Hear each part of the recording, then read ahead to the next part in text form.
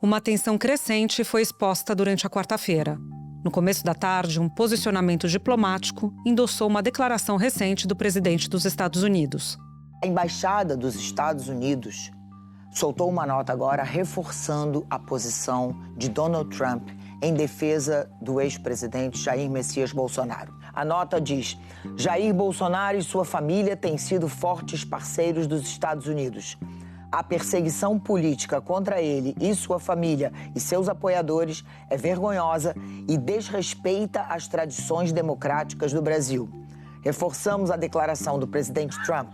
Estamos acompanhando de perto a situação. A reação brasileira foi praticamente imediata. O Itamaraty resolveu convocar o encarregado de negócios da Embaixada dos Estados Unidos aqui no Brasil, Gabriel Escobar, para prestar esclarecimentos. No campo diplomático, quando um representante de uma embaixada é convocado a prestar esclarecimentos, isso quer dizer que existe algum mal-entendido ali. Enquanto a crise diplomática escalava, o presidente americano colocou uma velha carta no jogo: uma ameaça tarifária. Em Washington, Trump disse que o Brasil receberia uma carta com uma nova tarifa, a exemplo de outros países que receberam avisos de sobretaxas na segunda-feira. O presidente americano afirmou: o Brasil não tem sido bom para nós, nada bom. Vamos divulgar um número do Brasil, acho que mais tarde ou amanhã de manhã. Só que a ameaça se concretizou. O governo americano enviou ao presidente Lula uma carta de cunho político, anunciando que a partir de 1º de agosto, todos os produtos brasileiros serão taxados em 50%. Algumas horas depois, publicou nas redes sociais a carta que enviou ao presidente Lula. A carta começou: a maneira como o Brasil tratou o ex-presidente Jair Bolsonaro é uma desgraça internacional. Ele se referiu ao julgamento no Supremo Tribunal Federal por tentativa de golpe de Estado e abolição violenta do Estado Democrático de Direito e afirmou: esse julgamento não deveria estar acontecendo. É uma caça às bruxas que deve terminar imediatamente. Devido, em parte, aos ataques insidiosos do Brasil às eleições livres e aos direitos fundamentais de liberdade de expressão dos americanos, como recentemente ilustrado pelo Supremo Tribunal Federal Brasileiro, que emitiu centenas de ordens de censura secretas e ilegais para plataformas de mídias sociais dos Estados Unidos, ameaçando-as com milhões de dólares em multas e expulsão do mercado brasileiro de mídias sociais. A partir de 1º de agosto de 2025, cobraremos do Brasil uma tarifa de 50% sobre todos e quaisquer produtos brasileiros enviados aos Estados Unidos. Da redação do G1, eu sou Natuzaneri e o assunto, hoje com Júlia Dualib, é a escalada inédita na relação entre Brasil e Estados Unidos. Um episódio para entender as consequências da tarifa de 50% imposta por Trump a produtos brasileiros e como fica a diplomacia entre os dois países. Eu converso com Daniel Souza, que é comentarista da Globo News, criador do podcast Petit Jornal e professor de economia do IBMEC. E falo também com Carlos Gustavo Poggio, professor de ciência política do Berea College, no Kentucky. Quinta-feira, 10 de julho. Daniel, Trump anunciou uma tarifa de 50% para todos e quaisquer produtos brasileiros, isso a partir de 1º de agosto de 2025. Quais são os impactos dessa medida? Júlia, quando a gente pensa nos impactos sobre o Brasil, no curtíssimo prazo a gente tem uma oscilação do câmbio, né? Aumenta muito o nível de incerteza da economia brasileira e existe uma tendência à escalada da moeda americana por aqui, o que traz desdobramentos sobre inflação e sobre outros indicadores macroeconômicos, até porque a gente não tem certeza se o Trump vai efetivamente aumentar as tarifas em 1º de agosto. Até lá nós temos 100 anos, ainda mais tratando-se de Donald Trump. O mercado financeiro já estava fechado quando as medidas do governo americano foram anunciadas. Mas a expectativa que já havia de uma retaliação comercial americana pressionou a cotação do dólar, que fechou a R$ 5,50. O principal índice da Bolsa de Valores brasileira caiu 1,31%. Mas, se as tarifas forem efetivamente aumentadas, o Brasil perde muito espaço dentro de um parceiro comercial super importante. Os Estados Unidos são o segundo parceiro comercial do Brasil depois da China. O Brasil exporta bastante para os Estados Unidos, principalmente petróleo, minério, aço, alumínio, aeronaves, suco de laranja e por aí vai. E você colocar 50% de tarifas sobre uma série de produtos, é bem verdade que aço e alumínio já estavam tarifados e continuam tarifados em separado, mas é algo que traz aí impactos econômicos de grande envergadura por aqui. A decisão de Donald Trump de apoiar Bolsonaro, punindo empresas brasileiras, provocou preocupações imediatas com as possíveis consequências sobre a saúde delas, das empresas. E, claro, sobre os empregos que elas oferecem. A Frente Parlamentar da Agropecuária afirmou que haverá impactos no câmbio e consequente aumento de custos de insumos importados, que isso afeta a competitividade das exportações brasileiras. A Confederação Nacional da Indústria afirmou que não há qualquer fato econômico que justifique uma medida desse tamanho. A CNI argumentou que a indústria brasileira é interligada à americana, que uma quebra nessa relação traria muitos prejuízos à nossa economia. Daniel, os Estados Unidos têm uma relação superavitária com o Brasil, que vem diminuindo, é verdade, e a gente tem uma pauta de exportação que passa, além do aço, que você citou há pouco, por celulose, petróleo, avião, suco de laranja, enfim. Como que o nosso comércio vai ser afetado? A gente pode buscar outros mercados para além dos americanos? Pode sim, Júlia. Aliás, me parece que essa é uma alternativa que já vem sendo buscada não só pelo Brasil, como por outros parceiros americanos. Existe aí uma tentativa de celebrar novos acordos comerciais e, consequentemente, diversificar o destino das nossas exportações. Nas últimas semanas, nós tivemos o Mercosul assinando um acordo com o EFTA, que na prática são os europeus que não fazem parte da União Europeia.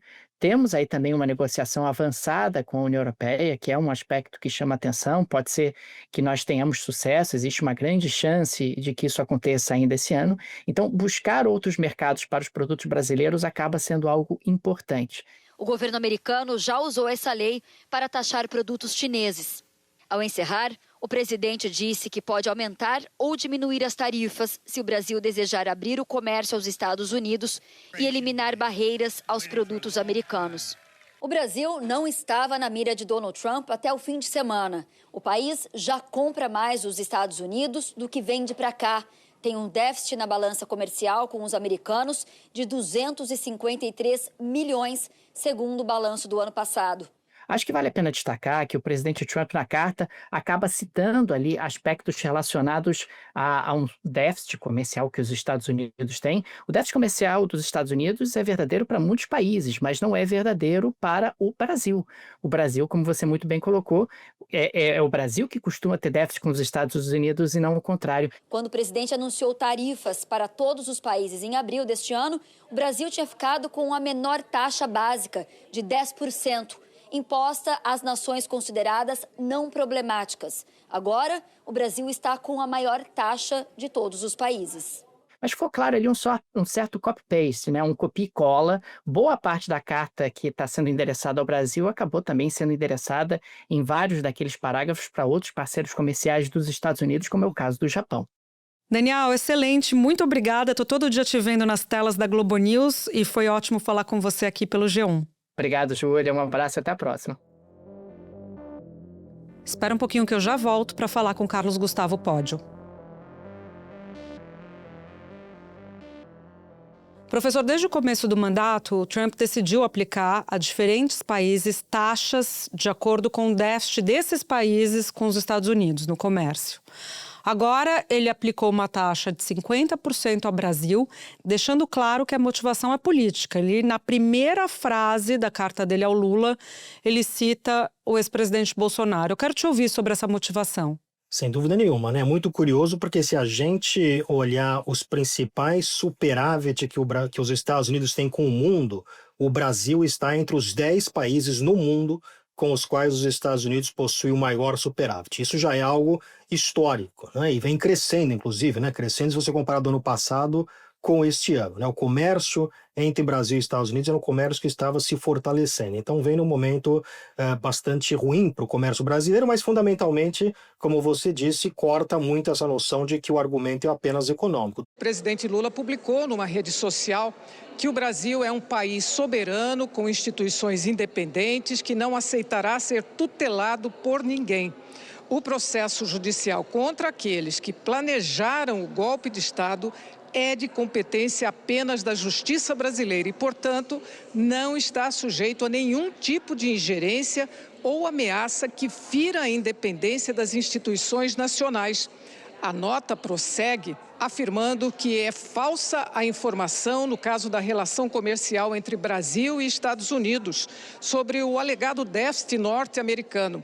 Ao fim, Lula afirma que a soberania, o respeito e a defesa intransigente dos interesses do povo brasileiro são os valores que orientam a nossa relação com o mundo.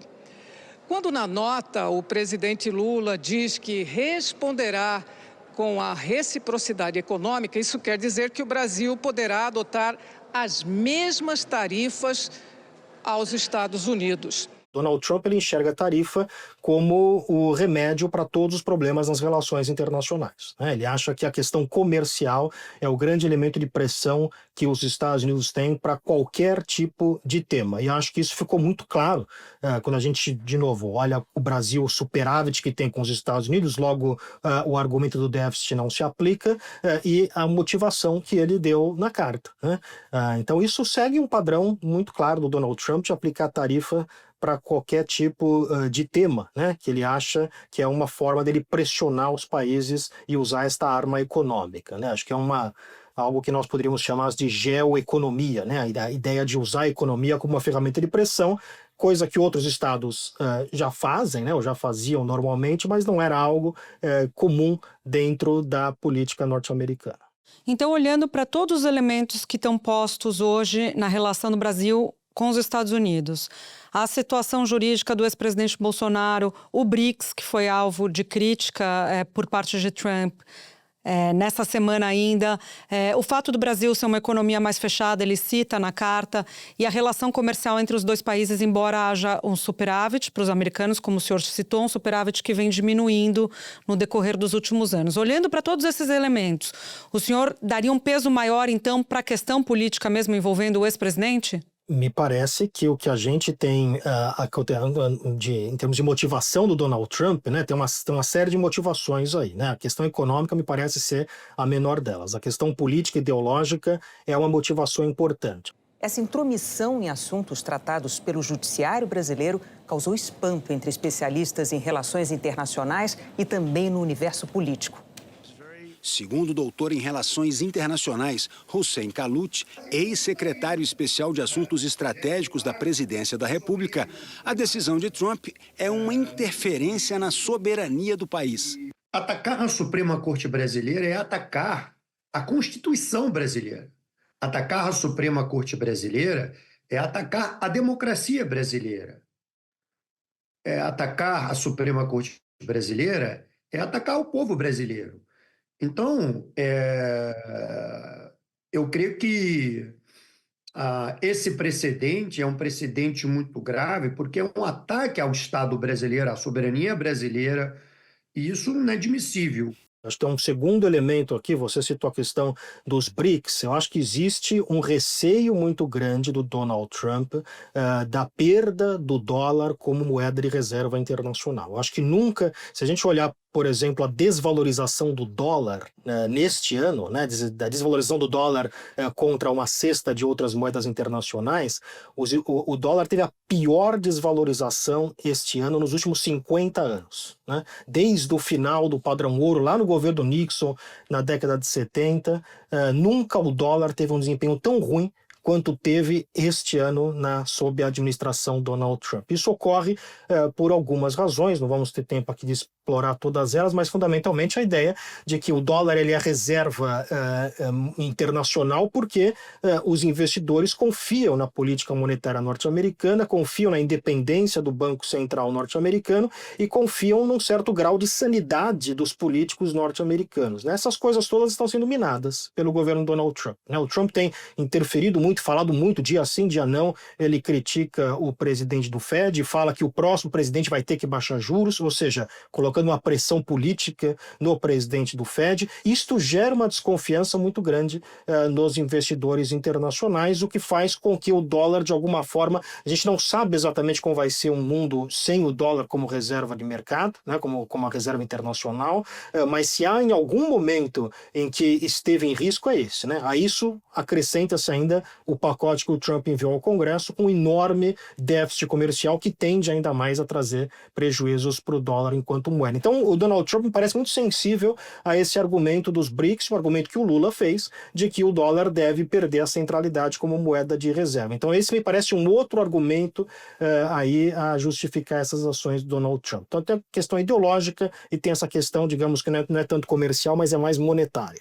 O Guga Chakra até citou na Globo News que essa questão do BRICS, ela é curiosa porque outros países que compõem o BRICS não foram nem citados por Trump e não sofreram nenhum tipo de retaliação, né? Não só isso, né? Quer dizer, o Donald Trump ele tem, por exemplo, uma abordagem muito diferente com relação à China, né? Porque ele sabe que na China ele está discutindo de igual para igual.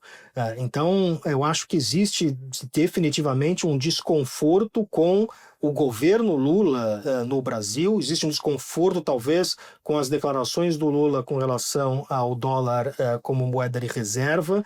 E eu apurei aqui, né, no governo americano que até domingo o Brasil não estava na mira de Trump. Agora, tudo começou a mudar depois da reunião dos BRICS no Rio de Janeiro, neste fim de semana, que criticou o aumento indiscriminado, unilateral de tarifas e defendeu também moedas locais em transações entre os integrantes do grupo. Trump, então, ameaçou tarifas aos países do bloco e a aliados. Lula respondeu e, horas depois, Trump passou a defender o ex-presidente Jair Bolsonaro, adversário do presidente brasileiro. E existe certamente, quer dizer, além dessa questão ideológica, a gente não pode esquecer que existe uma rede de contatos sendo montada nos Estados Unidos, né, pelo Eduardo Bolsonaro, pelo governo Bolsonaro, que tem aí muita interferência e tem um contato aí bastante próximo com o governo Donald Trump. Né? Então também tem essa questão, que é uma questão em termos de uma certa aliança ideológica sendo construída nos Estados Unidos. O deputado federal do PL, Eduardo Bolsonaro, está licenciado do mandato desde março e atualmente vive nos Estados Unidos. Ele mantém contato com parlamentares do Partido Republicano de Donald Trump. No fim de maio, Eduardo virou alvo de inquérito no Supremo Tribunal Federal do Brasil pela suposta atuação dele nos Estados Unidos contra autoridades brasileiras. Nesse sentido, a gente pode entender que a explicação talvez mais clara por que o Brasil foi selecionado para servir como exemplo para outros países.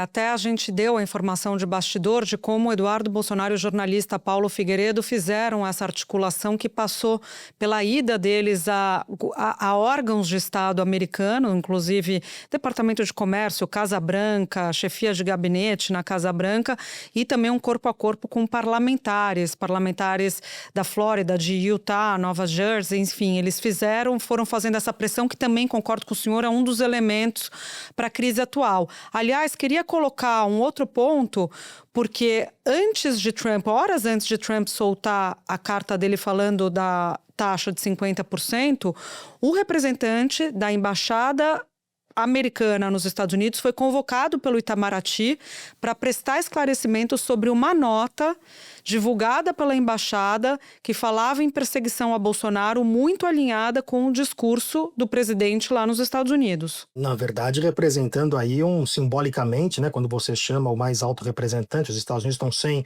embaixador no Brasil, que por si só também já indica a ordem de prioridade que o Donald Trump tem para o país, né? Mas quando você chama a mais alta autoridade imunidade diplomática para conversas, isso é um recado aí diplomático bastante claro, né? E é muito curioso, né, que isto vem de alguém, né, que é o representante diplomático norte-americano no Brasil, que é alguém que é um diplomata de carreira, mas que resolveu se utilizar desta linguagem mais trumpista, né, em certa medida. A gente tem visto isso muito claro em toda a administração Donald Trump nesse segundo mandato. A diferença do primeiro para o segundo mandato do Trump é que o primeiro, em alguma medida, esses trumpismos, nessa forma talvez de se comunicar, isso era um pouco abafado por outros agentes dentro do governo, né? O Trump não tinha tanto controle sobre o governo, ele tinha muito que fazer deferências ao Partido Republicano, que indicava algumas posições.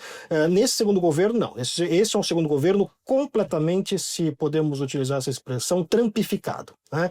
E isso a gente vê sendo muito claro nessas cartinhas, por exemplo, que ele tem mandado. As cartas enviadas aos outros países estavam muito focadas em questões comerciais, eventualmente há algo punitivo, mas numa questão pontual, como aquela dos imigrantes da Colômbia. Um detalhe nessa carta de Donald Trump que cita o seguinte, que a questão do déficit. Então, isso mostra um sinal de que eles aparentemente copiaram e colaram essa carta que também foi enviada a outros países. Agora, a citação no primeiro parágrafo, na primeira frase do maior líder opositor do Brasil, do ex-presidente Bolsonaro, questionando a justiça brasileira, isso é inédito completamente em relação à postura do Trump nessa questão de tarifas em relação a qualquer outro país. E a forma como o governo americano se expressa em redes sociais, se você pegar o site da Casa Branca, se você pegar a própria rede social da Embaixada americana no Brasil, é uma forma de comunicação que não é uma forma de comunicação formal ou usual, como era utilizada até então. Ela mimetiza muito o jeito do Trump de se comunicar. Então, um pouco isso, acho que a gente está vendo permeando aí toda a administração. Para a gente terminar, queria uma avaliação mais histórica do senhor. 200 anos de relação, houve alguns percalços nessas relações, desde a época da Segunda Guerra, governo Getúlio Vargas, passando pelo governo Dilma e a espionagem que foi feita ao governo à época. Como é que o senhor avalia a nossa situação com os Estados Unidos neste momento? Quando a gente olha historicamente a relação do Brasil com os Estados Unidos, é uma relação relativamente estável, né? Se você comparar, por exemplo, a relação histórica do Brasil dos Estados Unidos com a Argentina, você tem aí altos e baixos muito mais fortes do que Brasil e Estados Unidos, né? Então, você tem alguns momentos aí de atrito, mas quando você olha do plano geral, de uma forma mais ampla, você tem aí um padrão que é um padrão muito estável em relação, sem grandes rompimentos, um padrão muito estável de relação entre Brasil e Estados Unidos. Então esse é o primeiro contexto que a gente precisa ter antes de entender se esse é um momento muito ruim. Agora, dentro deste contexto de relações estáveis, né, em que o Brasil, via de regra, é um parceiro aliado dos Estados Unidos, com algumas diferenças, como os Estados Unidos têm e tiveram com outros aliados, este é um momento que certamente vai entrar para a história como esses outros que você mencionou, né? Então tivemos, por exemplo, eu citaria mais um, durante o governo Geisel, quando a administração Carter coloca a questão dos direitos humanos como central, e o governo Geisel vai romper uma relação militar com os Estados Unidos, vai assinar acordos com a Alemanha. Então nós temos esses momentos pontuais. E eu acho que isso que está acontecendo agora não me parece que vai gerar nenhum tipo de ruptura mais ampla, mas certamente entra para a história como um desses momentos baixos, né? Estamos, neste momento, num baixo nas relações entre Brasil e Estados Unidos, e desses que vão marcar, né, vai entrar para a história este momento em que o Donald Trump ameaçou, não sabemos se de fato vai colocar as tarifas, a gente nunca sabe o que o Trump vai ou não fazer, mas nesse momento que ele diz que vai colocar 50% de tarifas contra produtos brasileiros e manda aí uma carta praticamente numa ingerência, né, nos assuntos domésticos do Brasil, que é outra coisa que também não é comum. Professor, muito obrigada pela sua presença aqui no Assunto e até a próxima. Obrigado, até a próxima. Este foi o Assunto, podcast diário disponível no G1, no YouTube ou na sua plataforma de áudio preferida. Comigo na equipe do Assunto estão Mônica Mariotti, Amanda Polato, Sara Rezende, Luiz Felipe Silva, Thiago Kazuroski e Carlos Catelan. Eu sou Júlia Doilib e fico por aqui. Até o próximo Assunto.